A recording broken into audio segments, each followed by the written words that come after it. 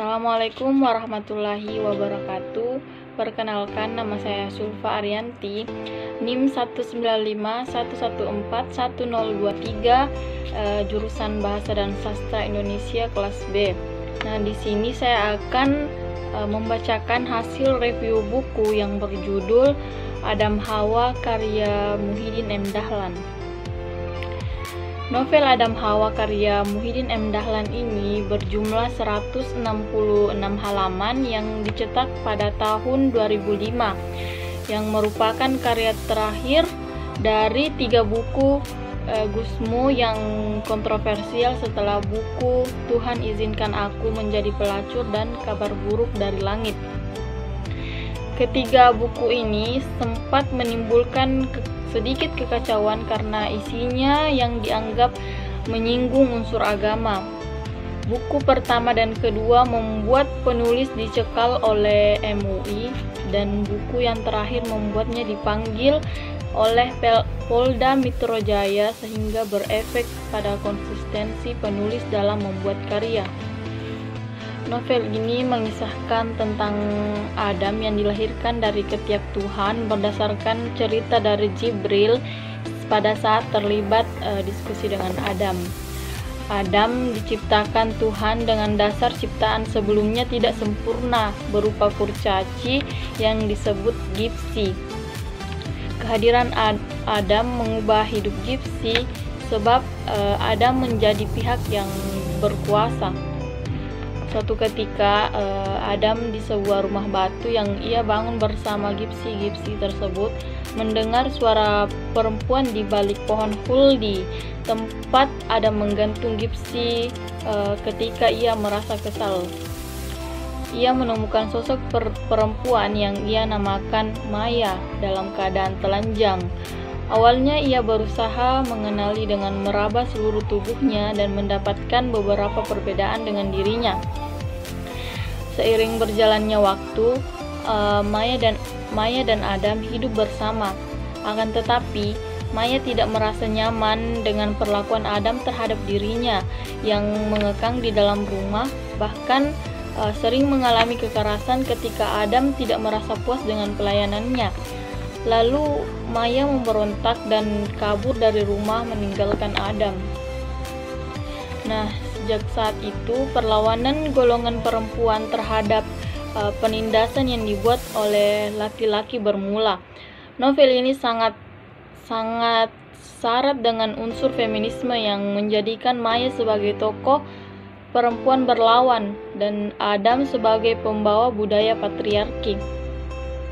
Feminisme yang dibawa oleh tokoh Maya merupakan jenis radikal karena menggunakan sepenuh tubuhnya sebagai alat untuk melawan penindasan patriarki.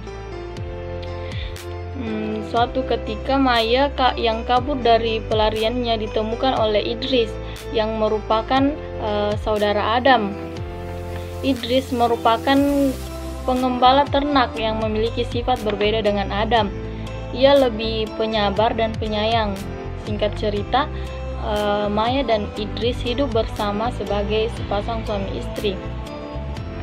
Alih-alih mencari kebahagiaan di hidupnya yang baru, Maya masih menyimpan dendam terhadap Adam dan menjadikan Idris sebagai salah satu tonggak untuk membalas dendamnya pada Adam. Ia mendambakan anak lelaki untuk ia didik agar ketika besar nanti untuk membenci Adam. Namun Maya melahirkan seorang perempuan yang ia bernama Marfu'ah. Di lain sisi, Hawa hadir sebagai perempuan yang lebih patuh dan turut kepada Adam dan menjadi idamannya. Hawa merupakan perempuan penurut yang selalu mendengar perkataan Adam.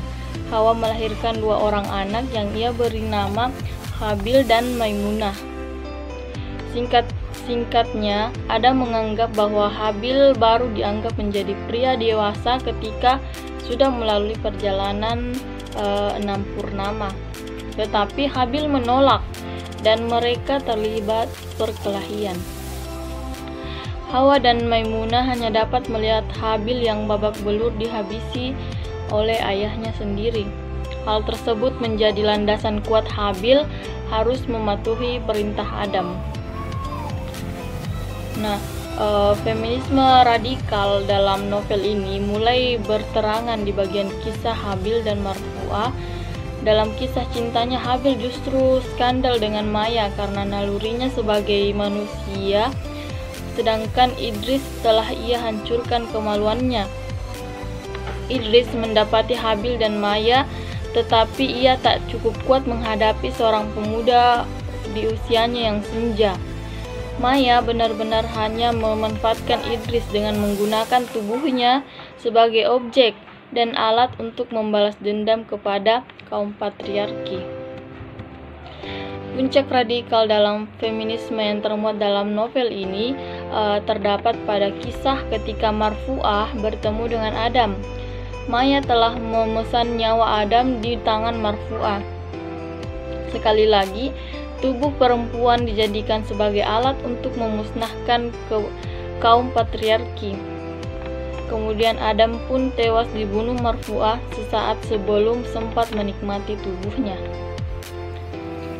Tokoh Maya dalam novel ini merupakan representasi besar feminisme.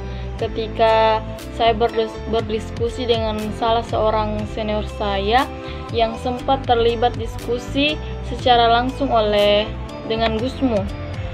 Ia menceritakan bahwa tulisan yang ia buat tersebut merupakan bentuk kampanye anti kekerasan terhadap perempuan dan bukan untuk menyinggung unsur agama. Tokoh Maya merupakan hasil inspirasi Gusmu pada tokoh perempuan Yahudi yang bernama Lilith. Gusmu juga terlibat dalam forum Nawal El-Sadawi di Jogja yang membahas semua karya penulis Mesir itu. Seperti yang diketahui bersama, Nawal merupakan penulis yang memiliki kecenderungan gerakan feminisme. Adapun kelebihan buku ini adalah wilayah riset dan alurnya. Gusmu memang dikenal sebagai penulis yang penuh riset.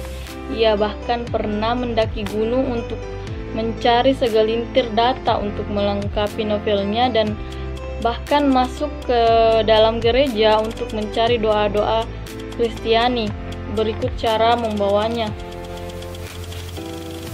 Saran saya sebagai pembaca yang baik, saya melihat novel ini ketika dibaca oleh pembaca harus dituntun oleh orang yang benar, karena novel ini sangat berani dan kritis dalam menyikapi persoalan, bahkan di wilayah paling sensitif.